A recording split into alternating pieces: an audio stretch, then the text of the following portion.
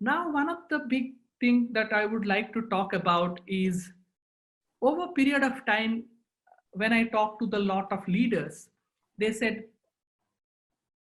I made a large investment on the data science projects, but it fails.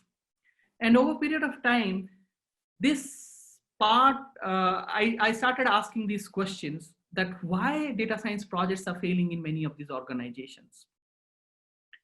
And this basically takes me part that if you have certain knowledge of data science, how could you manage these things in a much better way? Mm.